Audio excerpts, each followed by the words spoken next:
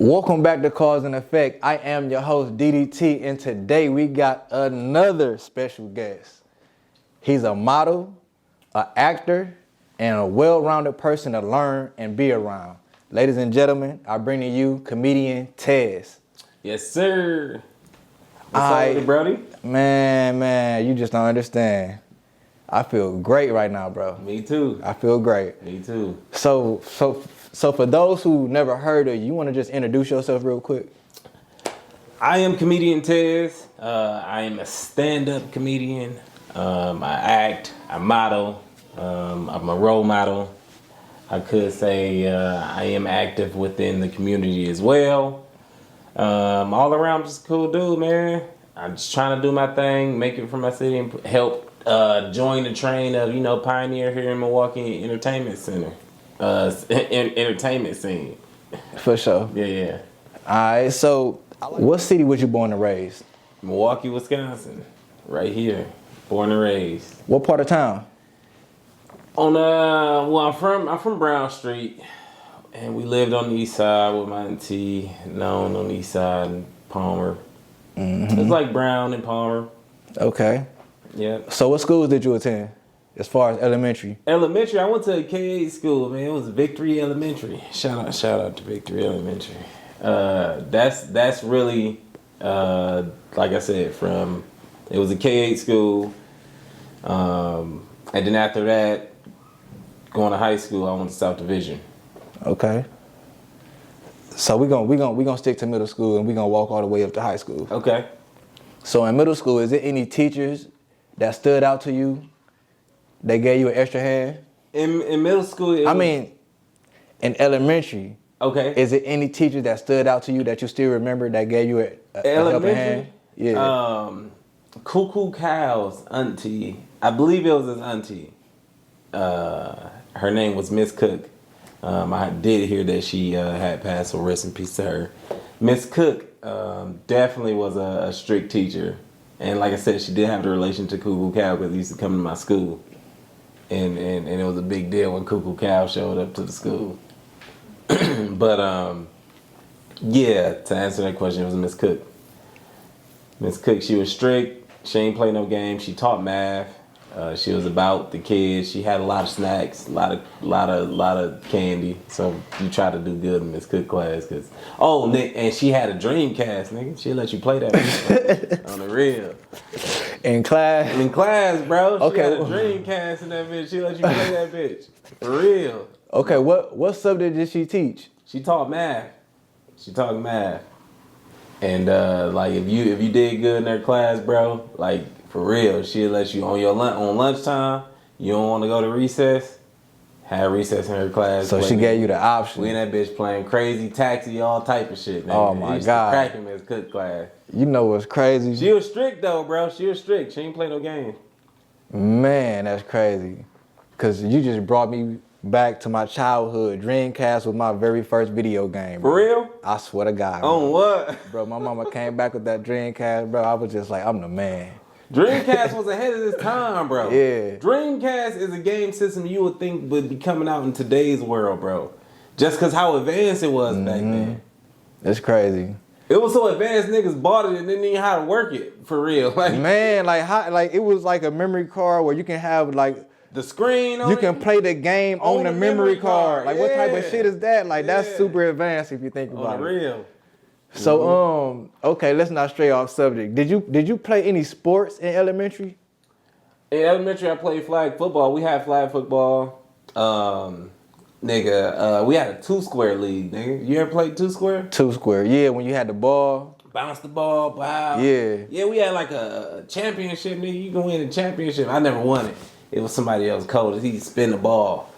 I wanted to get into it with him. Wow. He was real good. He was real good. He was real good. All right, so 2-square league was the only sports you played? And flag football. And flag football. In elementary. Okay, so how good was you in flag football? I was the man. Like I was fast. They give me the ball, I used to just run, or I would just run and go and get the ball. You got any trophies or somebody who can vouch for you? Oh, my whole damn family. Call them. I was the man. In middle school, so like I said, I went to a K-8 school. You know what a K-8 school is? That's when elementary and middle school is put It's together? all together, from kindergarten all the way to 8th grade. Yeah. So I went to the same school. So you was known. So you... Yeah, my siblings went to like middle school, like an actual middle school. Right. They went to Burroughs. I stayed in Victory, and it was a K-8 school from, like I said, kindergarten all the way up through 8th grade. Did you want to go to a real middle school? I don't think I gave a fuck like that. Like I don't think I cared that much. Like I felt like what I was doing that Mama said I go to Victory, so I'm going to Victory. So okay. I ain't have like a request or a desire to go to like a school. Like, right. I wasn't like, oh well, I want to go to there or I want to go there. It was just like same thing for me. Cool. All right. So what was it any difference from the elementary part and the middle school part? Nah, it just felt like it just flowed. Like you had the same freedoms. They didn't take their foot off your neck a little bit more. Nah, hell no. It was all the same. Everything just felt the same from the start to the finish. Everything felt the same. Like it wasn't like a difference other than like 8th grade. Y'all ain't had recess. Okay. Like y'all ain't go outside and shit. So what kind of grades did you graduate with? Oh shit, nigga, what? What, in 8th grade? Yeah. Man, I barely made it, man. Shit. But no, man, I was at school. Miss Blair, man, shout out to Miss Blair. Miss Blair, she was my 8th grade teacher. She was fine, motherfucker, man. I love that lady. But she really is the one that really helped me out to really get it buckled down, to really get my shit together when it came to my grades and doing what I had to do. I wasn't a scholar in school, but when it came down to crunch time, having teachers like Miss Blair really blessed. Like I really feel blessed to have, because she really came and helped me out, because I was fucked up for a little while, but she showed me how to fix it. Mm-hmm. And so I graduated on time and all those things, yeah, because of Miss Blair. Shout out to Miss Blair. And I don't know if Miss Blair got Facebook or not, but Miss Blair, you remember, you worked at Victory Elementary. You remember me, and I graduated because of you. Shout out to Miss Blair. And I'm pretty sure she older now, but I'm pretty sure she was so goddamn fine. And back then, I know her black didn't crack. You know what I mean? For sure. All right, so we just graduated. What high school did we go to? Now we go to South Division. Now was that like a choice? That was a choice. So when I had options, they gave me 3 options. Mm-hmm. Was South Division your first option? Yep. And they gave it to you? Yep. And it was only, and the reason I wanted to go to South Division is because that's where my cousins went. Okay. And I wanted to go to school with them and be with them. They played football already. They was all upperclassmen. They were upperclassmen ahead of me. So I would hear about them playing football and doing that, but they was my favorite cousins, so I wanted to go to school with them. So South Division is where they went. That's where I wanted to go. What stood out the most when you first got to high school? You was like, shit, this one going on in middle school. Bitches. What you mean? They was like, they was built different. I'm like, I want to go. That's the first thing you noticed. That's the first thing I noticed. I said, wait, this ain't a teacher? This is a classmate? With all that ass? Hell yeah. That's the first thing I noticed. Then another thing I noticed was like it was a different freedom too. Like kind of, in 8th grade you go to school and there's somebody screaming and hollering, telling you make sure you go to class and get in class and all those things, right? In high school it's security. in that bitch telling you to get to class. So the teachers, they more relaxed. Yeah, you don't see the teachers until you go into the classroom. In high school, so that, like I said, like all bullshit aside, like that's probably was the biggest difference. Like having security in the school and just how in tune school was back then, dude. Like school was like school was the shit. Mm-hmm. You know what I mean? Yeah. Like early on, first getting to high school, you wanted to go to school. You ain't want to be late. You ain't want to not miss a day. Yeah. Now on the back end, you be like, man, I'm tired of this shit. Hey, cause that work. On what though? But when you first freshman, sophomore, bro, you like, you see the man, you like, man, I'm gonna be the man one day. Yeah. Like how he the man? You trying to figure out how he what the though? man. How you the man? He smooth as shit. On He what, don't even talk much. He just the man. Like he the man in that how the bitch. fuck he the man? Look at that. On what though? No bug. Okay, so you said that your cousins was upperclassmen. Mm-hmm. They played sports. Mm-hmm. Did that make you want to play sports more? Hell yeah. Hell yeah. So my cousin, what steps did you take, or what sports did you play? I played football and I ran track in high school. Okay. That's now we playing contact. Mm-hmm. It's different. it's definitely different. But my cousin, my oldest cousin Curtis, we real close, man. He was a senior and I was a freshman. He was the starting quarterback, and then my other cousin Darrell, he was a sophomore. He was a junior. Yeah, he was a junior my freshman year. But he was like probably the best football player I ever seen play football, bro. Like I don't think nobody ever would have been better than who he was in high school, bro. 5'10" dude, can run as fast as a goddamn cheetah, bro, and can jump out this world and had moves like Devin Hester, bro. Could he hit? And he can hit. The dude played, my cousin, bro, he played every position damn near. Even all the way down to the kicker, nigga. Shit. What happened to him? He moved to Australia. Oh, shit. He's an Australian citizen. Answer that, baby. He's an Australian citizen. He actually here visiting right now. From Australia. That's what's up. I gotta get up with him before he go home. So what positions? My bad. What position did you play in football? I played quarterback and receiver.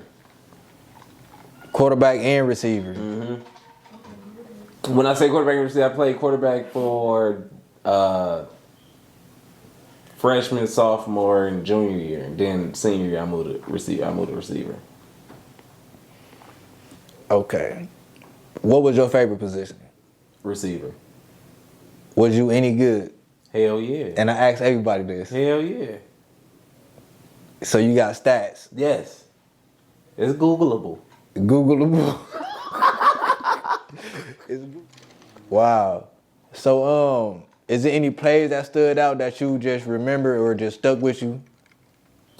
It is, but the wild thing is ain't none of the ones I made. The plays, dog, the most plays I remember, I could smell the grass from high school, bro, was watching my cousin. The one I said was the best football player I ever seen play. Right. That's 100, dog. Bro, he wasn't like the biggest dude. You know what I mean? He wasn't like the biggest dude, but he was just nice with it, bro. The vivid play I remember was playing a team, Kenosha Bradford, bro.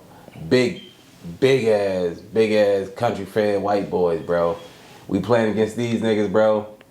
They running back with a big ass, thick ass little white boy. Big as hell. Run fast and hard, bro. My cousin, like I said, he wasn't the biggest dude. It was a play. It was a play where they end up coming to meet in the hole. Running back get like a sweep. My cousin played cornerback on defense. So now it's just him and the running back in open field. And they met head on. And my cousin won. And it was just like the loudest hit I ever heard in my life. And then cuz get up. He's celebrating. He comes to the sideline. I'm geeked up. I'm hyped up. Like, yeah. I'm like, he like, yeah. He like, man, I can't feel my whole left side. Yeah. But he rocked him. Mm-hmm. But like I said, man, I seen a lot of dudes play. Seen a lot of dudes play ball, bro. And my cousin Rail, that's the best football player I ever seen play football.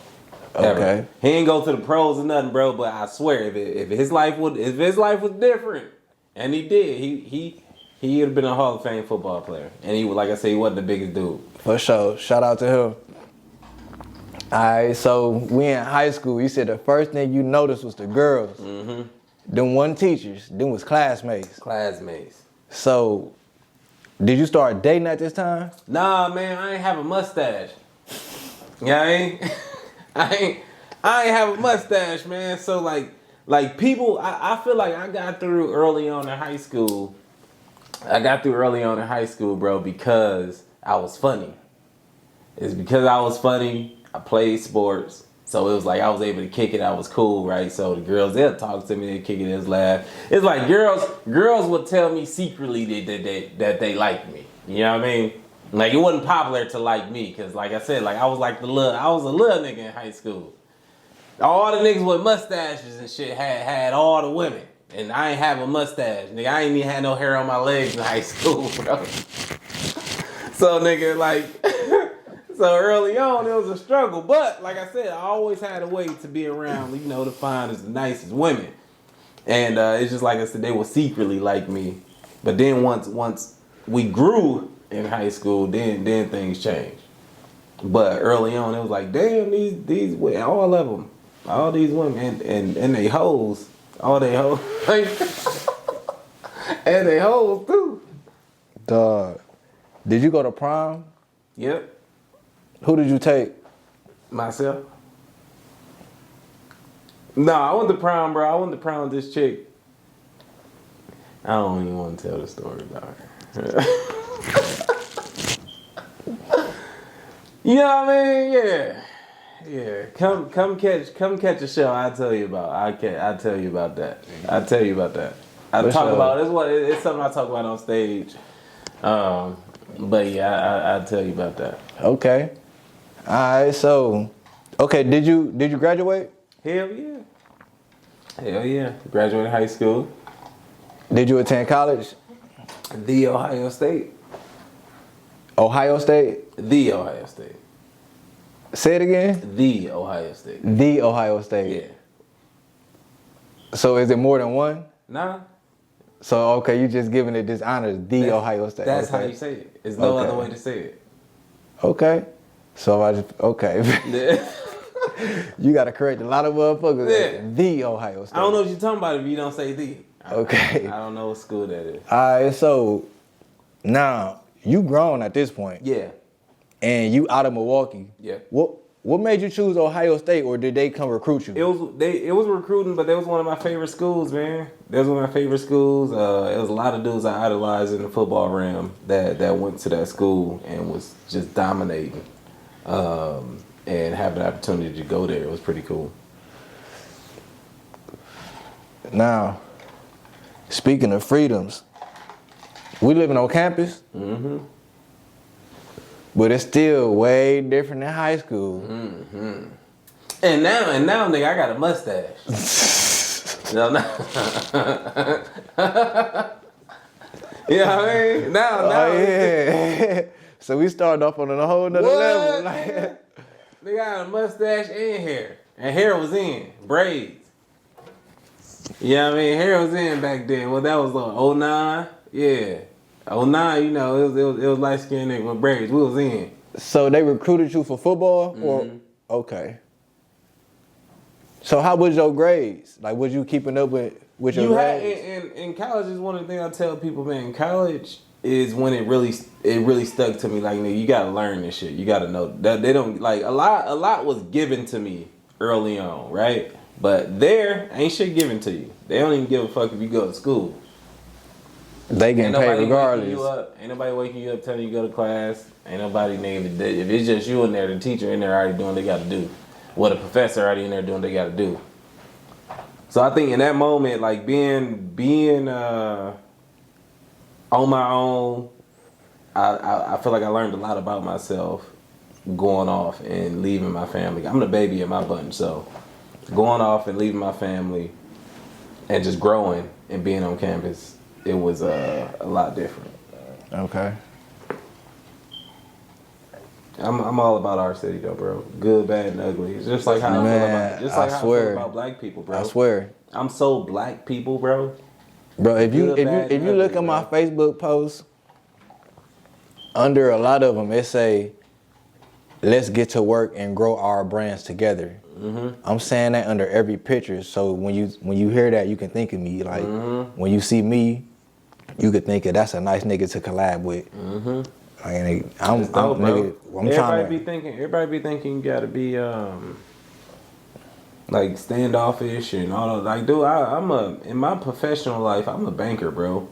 We got a new guy that just started, and like my coworkers already know I'm a well-known comedian in the city. But like I said, we got a new guy, and he cool as fuck. But then he came back to work just yesterday, and he was like, "Man, I know you've been saying like you're a comedian, so I went and looked you up, dog. Like you like truly, like you really like do this, like you really nice." And then he said, and at the same time, with you, like seeing you every day, you being here, you the same person. Like, bro, I appreciate that.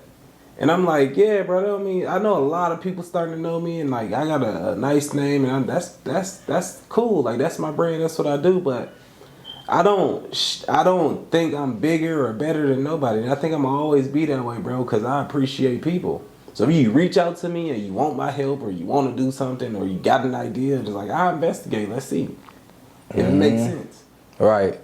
And I'm glad you said you investigate. Like you don't just jump head first into any old thing. Like just because you got a name, like nah. Right. Let me go ahead and do my research. Woo. And if it makes sense for me, let's do it. How long have you been funny? All my life. That's one thing I can say about me. All my life, literally. All my life. And who told you was funny? My mama. It started with my mama, my whole family, strangers, everybody. Anybody I came in contact with was like, you know, this boy is wild. From a little boy. So I want to ask, how young was you, and what's one of the craziest things you remember doing? I was in the first grade at, we went to Cass. I don't know if that school even exists anymore, but it was Cass Elementary. No, I think it was Brown Street School. I think, yeah, it was Brown Street School. I was in the first grade. My sister and my older brother, we did the talent show. And nigga, we danced to Janet Jackson, I Get So Lonely. Who choreographed? Who helped with the dancing? My mama had us in that bitch like Joe Jackson. No bullshit. Did y'all win the talent show? Yeah, we won that bitch. Damn. Wow. And at that time, bro, I just feel like it's so wild that when I think back, it's so wild that like I didn't think twice. It's like, all right, I'm doing it with my brother and sister, cool, in front of the whole school. I'm little. It's funny too. I'm gonna get you the picture of it, so when you put it up, you can reference it. Like I got a still picture of it. I'll send it to you. Of us on stage. Bro. Yeah. Swear to God. Yeah. We got red and black on. I'm gonna jump all the way to high school. Okay. You funny. And it's always somebody that think they funny and want to pick on you. You remember that moment you had to stand up to this person in front of everybody and get on his ass? To be honest, there's nobody that went to high school with me that understand and then like knew me and was around me that knew, like they knew not to fuck with me. It's crazy because they'll tell I ain't had like all the gear. No. I don't mean like bullying. Mm-hmm. I mean like just far as think he's funnier. No. Nobody ever challenged me. Cause my comebacks was like pop, pop, pop, pop. Like I never went at, well, it was times where, you know, I roast people. But like at lunchtime, whatever the hell, like if you tried me, I kind of fuck you up, right? Male, female, it don't matter. I was fucking anybody up. And in high school, like I said, anybody went to South Division between 2006, 2009 knew not to fuck with me when it came to roasting and things like that. And my friends, even my friends, like we were so cool. It was one dude that was like just as funny as me. That's my guy, man. But we was so funny. We was cool like that. And my guy Jacquees. Mm-hmm. My guy Jacquees was even funnier than me, I feel like. And this nigga, I be trying to get this nigga to come to my shows to this day. And he will not do comedy. And people don't know this nigga's funnier than I am, bro. Like hilarious. Jacquees. That was my nigga. Was still my nigga. But that nigga was funny as fuck, bro. But in high school, it was me, him, my guy, man, and probably like a couple other dudes. But in my circle and in high school period, nobody really fuck with me like that because they knew I was fucking them up quick, fast, embarrassing them. I remember one time my homeboy Courtney, his girlfriend. Or a chick he liked, or they was start talking or whatever the fuck. We sitting at the lunch table and she said some slick shit. And she ain't had no ass. So I was fucking her up the whole, like, she said some shit. She was so mad at me at that lunch table, bro. I was like, she started it. But the wild thing now is, bro, I don't even roast nobody like that now. Like the way I feel like I become way more creative with my funny. I will, cause roasting I feel like it's a sport, it's fun. But overall, like I don't really, when I'm on stage, I don't really fuck with people. So speaking of being on stage, do you freestyle your jokes or do you write? I write. At what point did you start writing? Actually, like I can't say that I write. Like I semi-write. In a sense of I use our technology that we have nowadays. So I record myself going to open mic. I see what jokes that I have that work and what didn't work, and then I kind of put a set together. A lot of my comedy is about me, so I know these stories. It's not like I have to write them. They happen, so it's easy to repeat them. And then a lot of my comedy is about like the world. It's about myself, the things that truly happen day to day in my life, and the things that goes on in the world. So it's not much that I have to write. Now, it's certain jokes that I have that I do write down because I think of them at the moment. I need to spit them out to my lady, and I'm like, oh, I need to write that down, or I need to remember that, or I tell her to write it down. So, do you remember your first joke you ever wrote? That's the first joke that stuck. Yep. It was I'll tell it. It's my Kia car. It's my Kia joke. That's it. It's I go on stage. I say I act like I'm getting ready to say something. I'm like, oh, hold on. Anybody in here driving Kia? Yeah, that motherfucker been gone like 45 minutes ago. That motherfucker been gone about 45 minutes ago when I got here. How I know? It's because I watched them steal the motherfucker. I needed the parking spot. So yeah, that's like one of the first jokes that I knew I had. It's a joke that works in every room.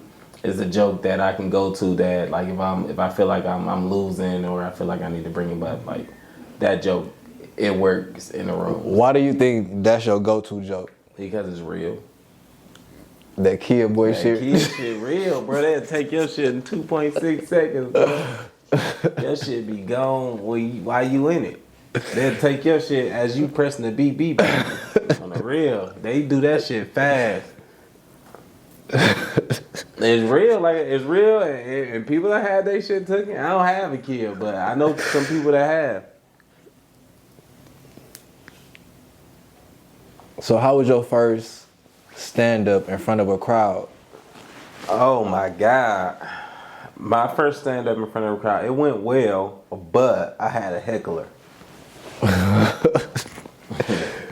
And how did this throw you off? It threw me way off.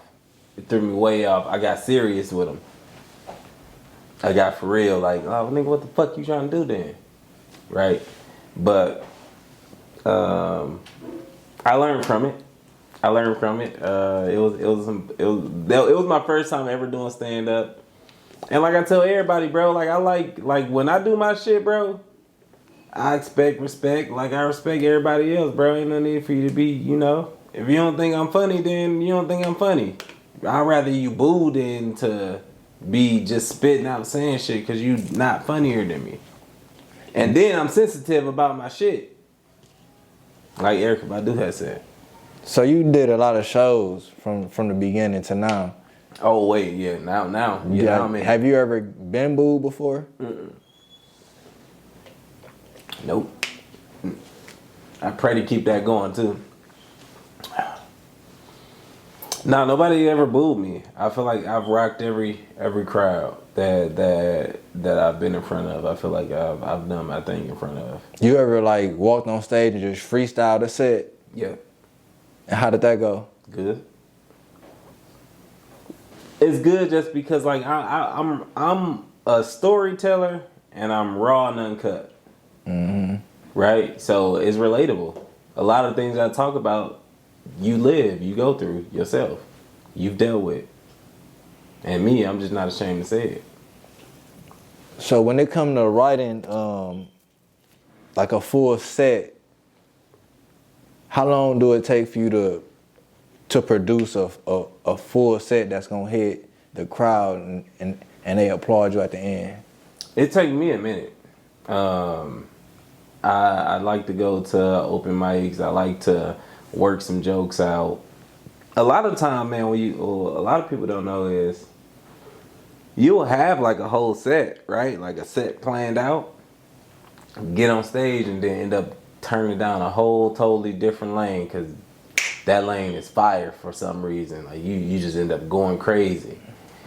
But then like me, I be mad when that happens because not like I be happy, of course, because we had a good time. But I be mad because sometimes I got planned out sets and that I want to deliver, and I got a fucking agenda to this shit.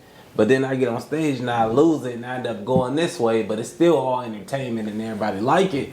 But I be like, damn, I had this. Mm-hmm. Or now your time up and you're like, damn, I should have said this or I should have said that. Right.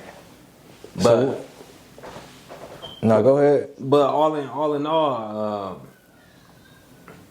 it don't take that long. But it take me some time to put a nice set together that I trust, that I feel like I know like this shit gonna work. And now I feel like I got a brand new good one that I got down.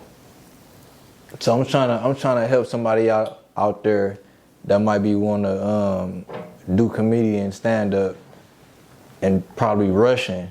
Mm-hmm. That's why I asked you how long do it take, because I know you're a good comedian. Let's put a time limit on it. Like if you would say a month, 2 months. It depends, man. It's a lot of dudes, bro, that well, I can't say a lot of dudes. It's two people. It's two people that I've said words. Well, three. No, it's a lot of people that I've said things to that they have put into action, and it's been better for them, right? As far as giving advice when I see other comedians and things like that. Because I think sometimes it takes other people to see you. So if you had any advice to say, like 3 things to tell the next up and coming comedian. Go to open mic. Go to open mic. And when you go to open mic, understand that it's all about you. And if you're there to work jokes out and see what work, some nights they gonna like it, some nights they not gonna like it, but that's all for you to understand, to take back to your database and flip and do what you need to do with it. And don't get discouraged. I feel like it take people, for me, I've seen a comedian. Recently, I saw a comedian at a open mic that she was the host of, and my guy took me there, and I'm just like, dog, this chick is not good. Like, I was gonna ask you what's her I'm name, like, but we ain't bro, gonna put her out. like, bro, this chick is just not. It's like, this ain't it for her, right? I bullshit you not. My homeboy have a big show. Bodini, shout out to Bodini. He have a big show. The Five Shooter. I think that's the name of it, right, man? Okay, but yeah, shout out to Bo. Everybody in the city know Bo. You know his show, that show, right? He have that show, bro. Guess who's opening that show? The chick that I was just talking about, that I said wasn't good, right? Like, I'm sitting right there in the front row. I don't even like this chick come out and do so fucking good, bro. I feel like this is my first time seeing her. What you think happened from then to that point? I got a rule when it comes to comedians, bro. I gotta see you 3 times before I can judge you. Because when it comes to this shit, right, you either having a bad night, you didn't prepare, or you're just not good, right? Within that second time, when the first time I saw her, maybe she had a bad night. That second time I saw her, bro, I'm a fucking fan. She smoked that shit, bro. Like, went crazy. I'm dying laughing. What's her name? I forgot her name. I'm not good with names. I'm not good with names. But she's good, bro. Like, I want her on my show. I want to do a show with her. Like, she's really, really good. Shout out to her. We gotta find out who she is. On the real. But like I said, like that solidified my rule right there, bro. Like, sometimes you gotta go see these dudes more than once. Maybe you gotta see me more than once, right? Maybe I ain't rocking for you the first time. Maybe I was having a bad night. Or maybe I suck. You know what I mean? It's just those 3 things, bro. Either having a bad night, you ain't prepared well, or you just suck. Mm-hmm. That's my rule when it comes to other comedians, and all my friends, like, they do their thing, and we share raw and uncut information with each other. And maybe it was an off night, or don't use that joke, or yeah, that one didn't work. Okay. So you also been in movies and currently shooting. Mm-hmm. Can you speak about it? What you mean? Can you talk about the movie that you're currently shooting? Yeah, it's the Five Kings. I play a right hand man of a top dude, of a top one of the brothers within the family of the Five Kings. I'm like his right hand man, so I do a lot of dirty work. It's action, drama. I add my comedic way. I add some comedy in there too. So I think it's gonna be a real good production. And then now, the next one, with you and I. For sure. So that Captive. That one, I'm ready for that one. We got the table read for that joint. Yeah, I'm excited. Yeah, I'm ready for that joint too. I think I'll read through the script. I like it. What role did you land? I'm the captain. Oh yeah, so it's going down. Yep, I'm the police captain. It's going down. Oh, okay. That's not the old girl boyfriend. Nah. Okay. Nah. But we gonna get it straight after read. Matter of fact, tomorrow I believe. Yep. I'm ready for that too. That's gonna be nice. And like I said, I got the play too. That was cool. And what was the name of the play? Man, you got me on the spot, baby. What's the name? What is the name of the shit? She don't even know either. But no, man. Honestly, that's not my fault either, because I really just got this opportunity. They called me just the other day. They asked me to pull up, so I pulled up. I liked what they was doing. Resurrection. Resurrection. Resurrection, the stage play. Wow. So you good in movies, what's the difference between stage plays and movies? Because once you on stage, it ain't no cut and stop. It's live. So what is it a different feeling or a different way you go at it? I think no, it's all to me, I feel like I attack it all the same, right? Same way you know when playing football, you put your equipment on the same way all the time, right? So it's just the same way. It's just one is if you do fuck up, cut, reset. And the other one, if you fuck up, stop fucking up and get back right, because ain't no cut. So you want to make sure you got your shit together. All right, so you also do podcasts. Yeah, I got a pod with my boy Dre Love. Y'all know him around the streets as Mr. On the G. On the G, folks.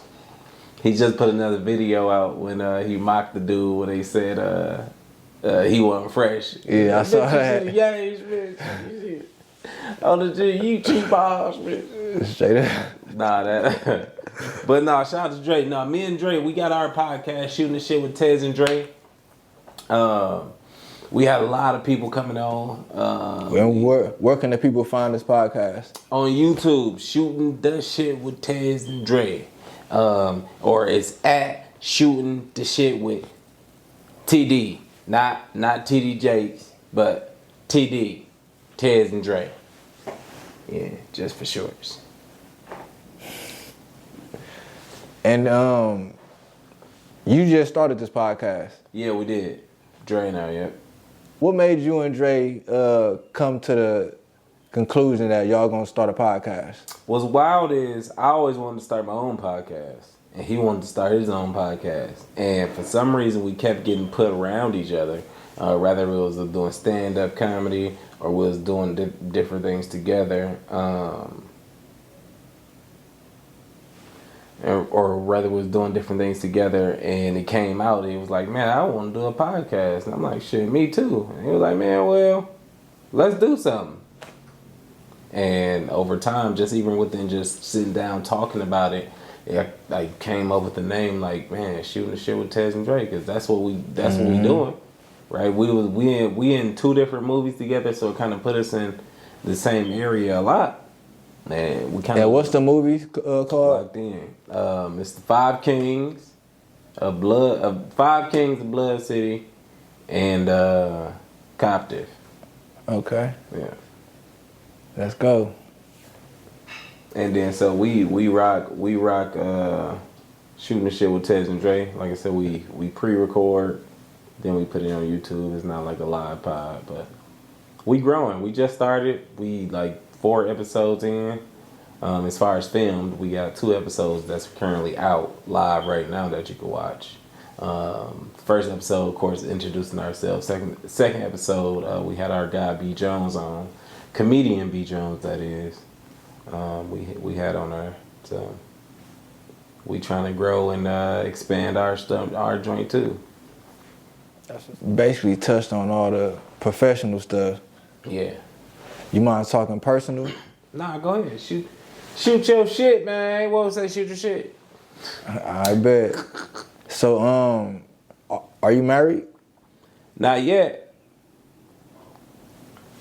We getting married this year, though. At the end of this year, I'll be married. October 6th. I'm getting married. All right, shout out to the bride-to-be. Woo! She fine, too. What does it take for you to settle down with someone? Real life. And by real life, you mean by what? Like, real life. We live and we die. So you want to make sure you do what you got to do before you get the hell out of here, because you gonna die. And when you realize that, you like, let me stop playing with every fucking thing. That's kind of how my life went. And when I say that, like I don't mean that in a dark way, bro. I mean, and because YouTube, when you unalive, let's use the proper language that we have to use Right. now. But yeah, you live and you unalive. It's kind of the way to go. And if you go unalive, you don't want to be left where people hate you. You want to be left where people love you. That doesn't mean taking care of what you got to do, whether it's raising your kids or being a husband or being a boyfriend or being a good brother, being a good sister. Just being good, bro. Like, I think we all got the choice to rather be evil or good. And we've made it so easy and so trendy to be evil that everybody just be trying to be evil. And I don't live by that world no more. Was you caught up in it at one point? Mm-hmm. How you think you got mixed in it? Nothing ever happened to me and my family. We was untouchable. Living that way, growing that way as being the youngin' of the bunch, meaning that I always got protected and things was mainly easy. Nothing would happen, right? Even when we got in trouble or did bad things, we didn't get into real trouble. We did bad things, we didn't get into real trouble. But growing up like that, it really made you take a lot for granted because nothing will happen until something happened. Right. Did you grow up in a 2-parent household? Mm-mm. Who was you with? Well, the sits. So I had my dad. My dad didn't live with us. He was, being wherever he was. And I grew up in the house with my mom. Of course, she had a man, which was her husband. But so when you say to have a 2-parent household, I say no because it didn't operate that way. But dude was there. So he wasn't taking a place of your pops or whatnot? Not necessarily. I can say like I learned some shit from him. No bullshit. Like before my brother got out of here, we always say like we learned 2 things from this nigga. Learn how to grill like a motherfucker, and how to fuck to clean a bathroom. I can give him credit for that. You gotta give niggas credit when you can get credit. I can give a nigga that credit, but other than that, bro, it was hell in the house. At what age did you realize you had to provide more for yourself? 29 years old. Feel like I was on this road where life just really extremely got real. What was going on at that point in life? At that point in life, I feel like I was trying to come to grasp that by this point, my brother had going on, and my mom had going on, and then my other siblings, of course, like we all trying to rebound because this stuff happened to all of us. And I'm like, well, now that, of course, that my mom is gone, nobody's coming to save me. There's no more anything for me. There's no more, if I fall off or if I get any of these hiccups, I can just go to my mama's house. It was like, it's only me now. And by this point, I got 2 kids. So, of course, the motivation to having them, I'm like, I gotta, it's all me now. Like, if I fall off, I'm fucked. So, don't fall off. Was you working? Yeah, I always was working. I always said, like, I'm gonna be in corporate until I'm able to survive off of my jokes. But, yeah, I was always working, but trying to figure out what happened within that space and coming to grasp that, these people are gone. It's like how the Army is, bro. Like, you lose the lieutenant, and then, nigga, you lose the captain right after. Y'all kind of fucked. That hit hard. Yeah. So it was kind of like that for me in my life. Yeah.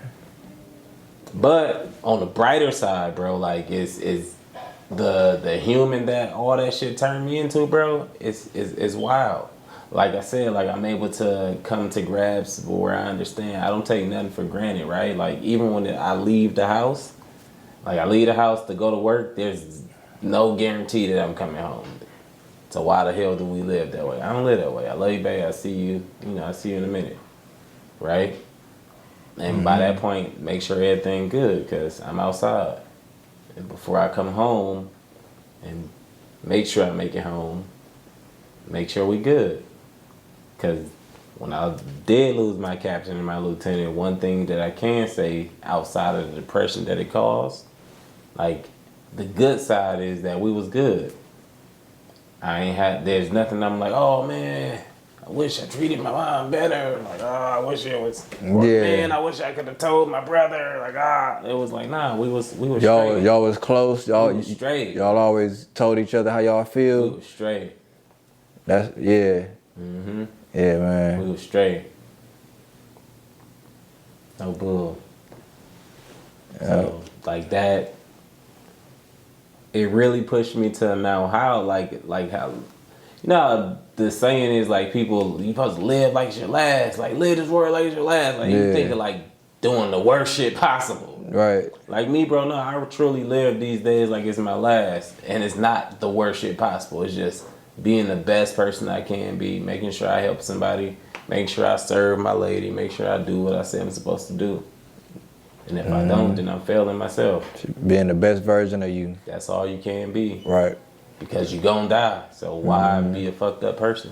Right. I don't know. But for me, bro, like I push positivity. Negative things happen. Negative things, we all human. But overall, like I don't deal with negativity. I'm a comedian. So I try and keep everything light. Even when I'm at work, it's time to laugh. You're going to laugh the whole time with me because there's a dark side to it if I don't laugh. Is that how you cover up your cries? I don't think I cover my cries up. I cry, nigga. Now I'm covering my shit up. Yeah. Fuck, I'm going to do that to me for? I cry. I don't hold back my emotions, bro. I don't. Just because like it's unhealthy to hold back your emotions, and you weird as fuck to walk around and think you just macho all the time, bro. Like things happen to me, right? Not in the sense of like no weird shit, no Diddy. But I'm just saying like I lost my mom, I lost my brother. That's I live with a half of heart now because of that, right? And but the healing of that and the bounce back is pushing off positivity. And when those things happen to other people, I don't like say all the weird shit to them, like, oh, they're in a better place. And I kind of let them know like this is about to be a process, especially if that was your person, because it's different. Right, I've been to funerals before, right? But when it was me sitting on the front row and speaking at the funeral, it was way fucking different, right? When the casket, it was the motherfucker I grew up in the house with. It was way different. So it's like, just make sure that I live with no bad things in my heart, bro, because I got people to go see after this. I hope everybody heard that loud and clear. Like, you gotta live like every day your last, but you don't gotta do destructive shit. Yeah. Build yourself to greatness. That's what I heard. That's Absolutely, the message, bro. Like, and I think that's the best thing that you can do in this world, bro, because it shocked me when, my mom goes to the hospital when she got a stomach ache, and then she leave with a date to die. Like, you had a stomach ache before, right, bro? Yeah. So what you do, sit down, chill for a little bit. Yeah. Got yourself together and you're straight, right? Slept it off. Shorty left with a date to die. Had the stomach ache. So it's like now I live my life so real like that, bro.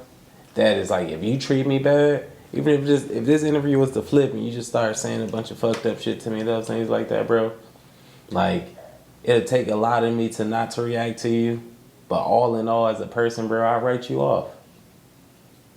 I ain't gotta fuck nothing up or do nothing crazy, bro. I just write you off, bro, because you're an evil spirit. I ain't gotta argue with you about you being evil spirit. You showed me already. Right. I don't gotta react to it. It's just never come back here, never be back around you, never have these opportunities with you, right? Right. So it's just like that with everybody. So just be positive. And another thing is, I think a lot of people that live on the side with me, that live that positivity like that, bro, they give it to somebody and then they get fucked over and then they emulate that same behavior that they just did to the next person. Yeah. Instead of just writing that person off. Like, you know what? I tried with you. I'm going to go over here. That happened with me, right? I tried everything in my best to be with my ex, to do the things that be a good man in those things. That person wasn't ready. So I had to move on. And then I found the love of my life. Right. And I'm married. October 6th. Yep. You gotta make space for greatness. Absolutely, bro. It's all about positivity, bro. And shit gonna happen to you, bro.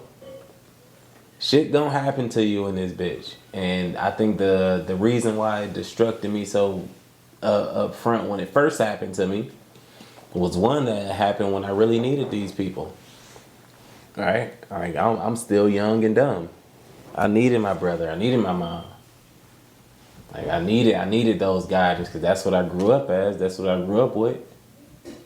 Although that I was more advanced and I went to school and I did those things, but just life-wise, bro, in life, I needed those people because those are the people around me. So when I lost them, then now it pushed me in front because I got 2 other sisters there now. I become the big guy, even though I was the baby. So it's like now that we just here and we surviving, that we doing good and we bouncing back and recovering from the destruction that went on with us. But all in all, it's all about being positive and moving forward. And you can't live this world thinking things ain't gonna happen because shit gonna happen to you. You just gotta be emotionally fit for that shit to happen. Well said.